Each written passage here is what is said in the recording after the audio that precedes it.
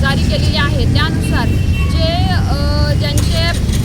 आपले रिक्षा चालक आहेत त्यांच्याकडे डॉक्युमेंट्स नाही, जे युनिफॉर्मवर नाही किंवा जे लोकांशी वागताना सौजन्याने वागत नाही अशा लोकांवर आपण कारवाई करत आहोत आणि त्या कारवाईच्या दरम्यान